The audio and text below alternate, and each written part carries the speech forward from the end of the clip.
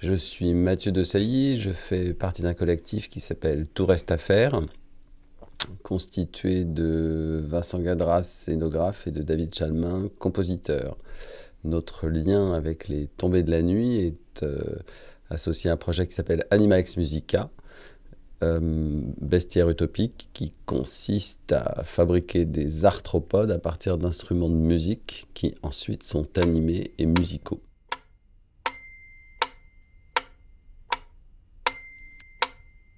Mathieu, on se connaît plus lui en tant que graphiste.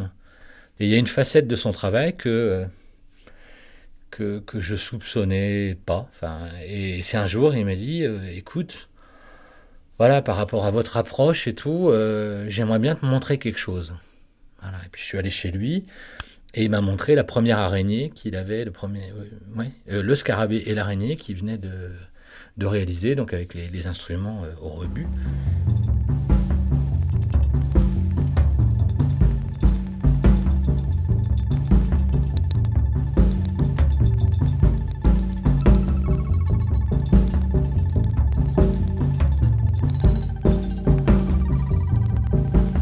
Et il me dit, voilà, je fais ça, je sais pas quoi en faire.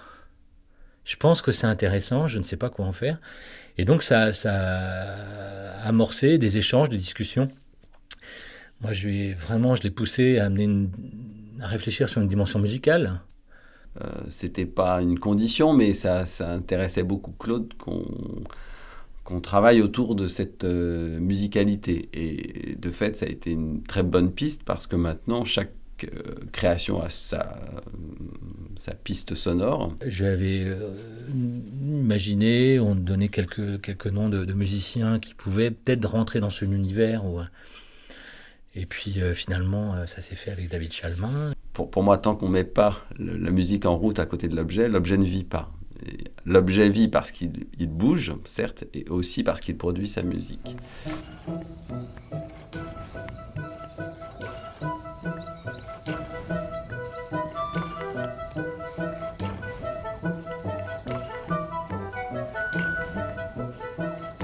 Et là, d'un seul coup, les choses commencent un peu à se mettre en perspective sur la notion d'exposition, certes, c'est-à-dire présenter ce qui a été fait, et sur l'idée aussi de performance, c'est-à-dire de construire, d'être en situation de rendre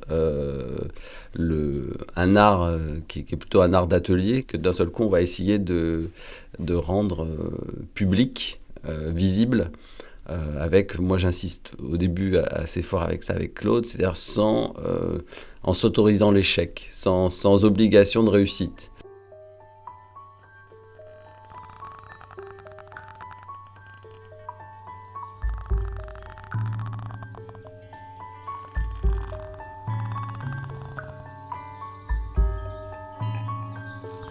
Je lui disais, mais écoute, mais te mets pas l'objectif de construire 20 pièces tout de suite, quoi. Je pense que ce qui est vraiment intéressant dans ton boulot, c'est justement de donner à voir ce doute, cette fabrication, je voyais l'image, je crois, d'une photo de Douaneau. Je me demande si je ne l'avais pas évoqué. C'était Jacques Tati dans Jour de fête, hein, qui est là en train de se gratter la tête et qui a tous les éléments de son vélo qui est complètement démonté en disant mais comment je vais y mettre. Et je trouvais il y avait cette image-là, quoi. Et j'avais envie que la dimension représentation, elle touche à cet endroit-là, quoi.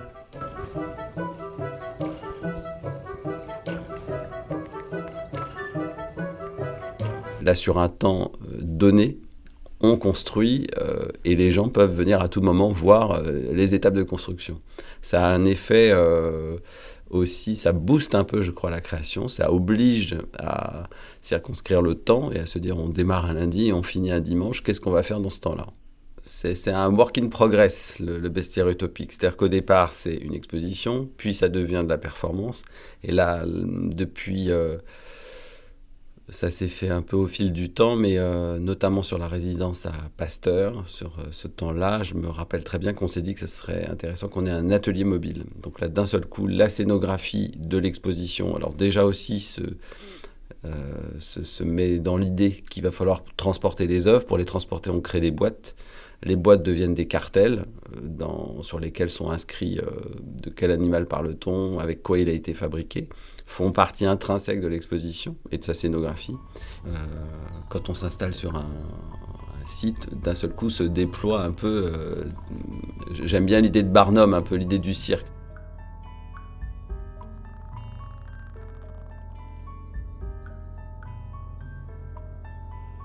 Quand on rencontre Claude, on est à 4 créations. Le projet a 2 ans, 2 ans et demi. Et d'un seul coup, c'est du crédit qui nous est donné, une visibilité évidente. Un journaliste de Libé nous fait une pleine page, on a un interview sur France Inter. Enfin, d'un seul coup, tout arrive par cette ouverture un peu et publique et médiatique, quoi.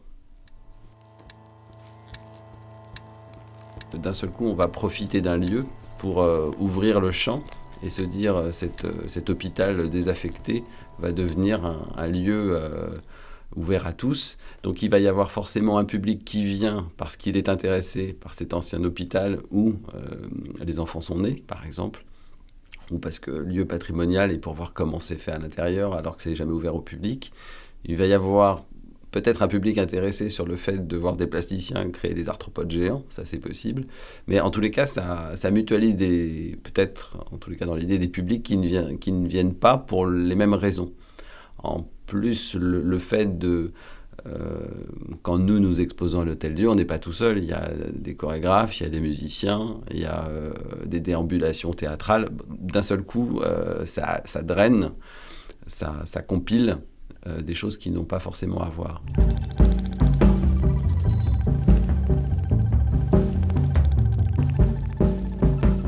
Il y a plusieurs philosophies. En tous les cas, il y a redonner vie à quelque chose qui ne vit plus.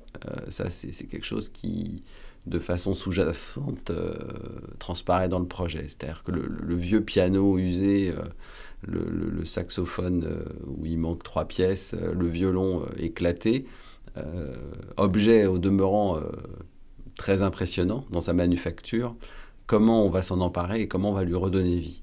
Nous montrons beaucoup la viscère de l'instrument, ses marteaux, ses cordes. C'est-à-dire que souvent les instruments renferment en leur intérieur des grands morceaux d'art visuel, et c'est de ça dont on se sert, quoi.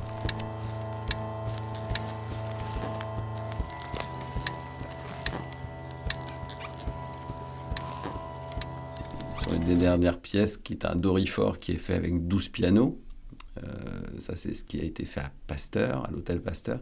On est sur un animal très massif, l'objet fait 200 kilos.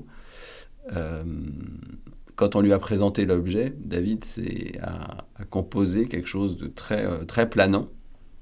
Et quand je l'ai eu au téléphone, avant qu'il m'envoie la musique, il m'a dit qu'il s'était renseigné sur le dorifort. Et le dorifort est un animal qui a beaucoup de mal à voler, parce qu'il a une carapace très lourde. Et pour aller d'un plant de patate à l'autre, c'est la croix et la bannière pour faire ses 20 cm de vol, quoi. Et là, lui, il a composé, il nous a dit, j'ai fait le rêve du dorifort. Donc c'est un dorifort qui serait allégé et qui pourrait voler comme ça des heures durant.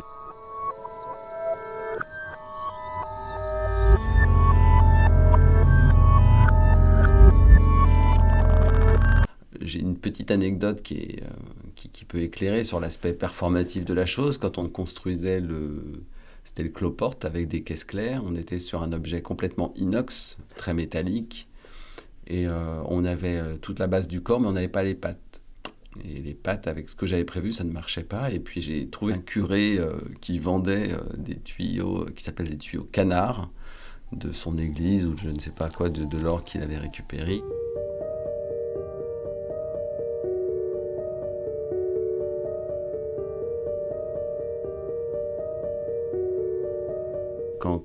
Quand on a investi l'Hôtel-Dieu, par exemple, qui était un hôpital, on s'est mis assez vite d'accord sur l'idée de faire un hospice pour instruments de musique. Et on a fait un appel à dons.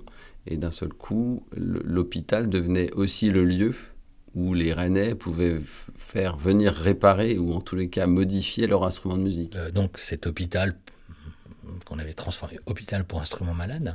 Et encore une unité, je crois, Alzheimer, accueil de jour des personnes âgées, je crois.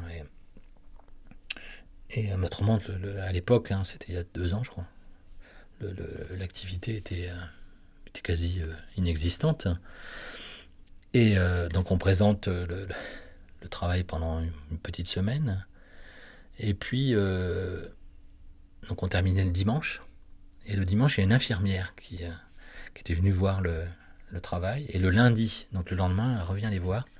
On dit, écoutez, je suis venu hier, là, mais je trouve ça fantastique, je trouve ça magnifique ce que vous faites. Je voudrais juste vous dire que là, on a un patient qui est sous tutelle.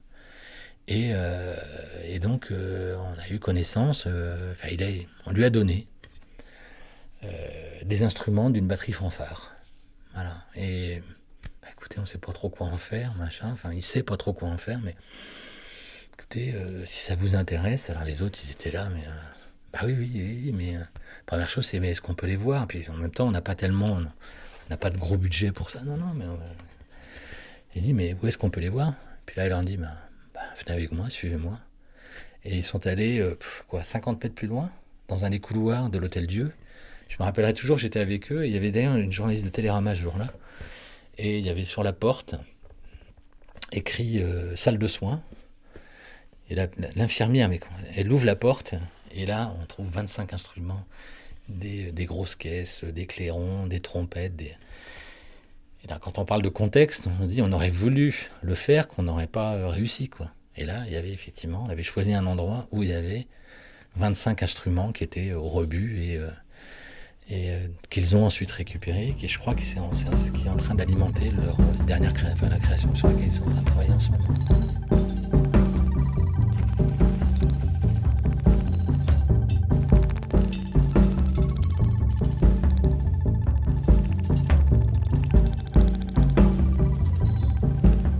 Le projet d'Animax Musica, c'est de partir au-delà de Rennes et du sol français, c'est d'aller construire à l'étranger. J'ai envie de me colter à la facture d'instruments africains, japonais, chinois, sud-américains, enfin de construire avec du bambou, de construire avec des balafons, etc. Et sur les premières tentatives, là, on a essayé d'aller à Marrakech. J'ai rencontré des luthiers, des facteurs d'instruments là-bas. Et par exemple, rencontre géniale avec un luthier qui me dit mais Mathieu, au Maroc, les instruments de musique, c'est comme les voitures. Vous, la voiture, elle est foutue, vous la mettez à la casse. Une voiture en Afrique, elle revit encore 50 ans. Il m'expliquait que quand un piano est foutu, le piano, on l'ouvre, dans la table d'harmonie, on sort la scie sauteuse et on fait 2 ouds. Et ça repart. C'est ce que nous, nos sociétés produisent, où l'obsolescence est très vite, sinon programmée, constatée. Là-bas, il y a prolongement, ça n'est jamais mort. Je pense que le projet montre aussi un peu ça, ou en tous les cas nous met face à nos contradictions et nos supposées réflexions écologiques. Que fait-on de l'objet qui ne sert plus? Dans certains cas, dans d'autres pays, ça sert toujours. Chez nous, on en fait